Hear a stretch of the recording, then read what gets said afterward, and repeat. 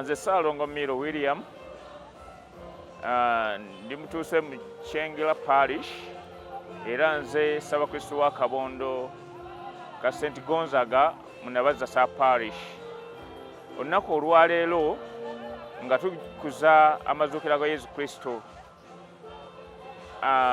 nsaba abantu abatuuze bonna n'abakristu ffenna tukyuse embeera zaffe nga twefumiitiriza ku bigambo bya bakabona baffe batubuulidde, naddala nga tukyusa mu nneeyisa yaffe, nga tukyusa mu nneeyisa yaffe wamu n'okuyamba abo abalina obwetaavu.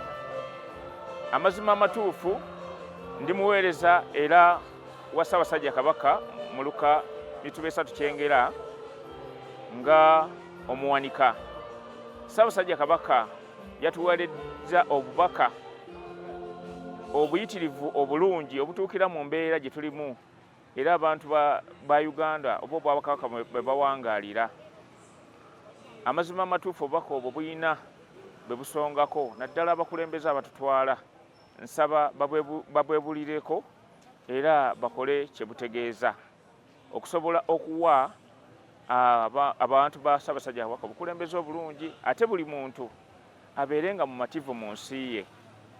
Nsaba tukitwale nga nsonga nkulu nnyo. Nja kutuusa okwebaza mukama wange Mituba 3 Kyengera Mwami Kayiga Dennis akoze obulungi era n'asoma obubaka obwo bwa Ssaabasajja Kabaka mu Kyengera Parish.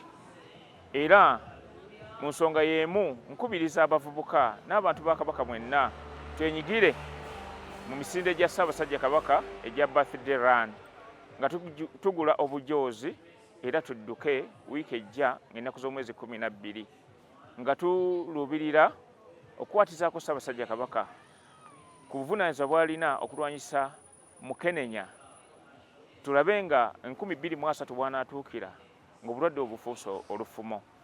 Nsaba buli muntu akitwale nga nsonga nkulu nnyo.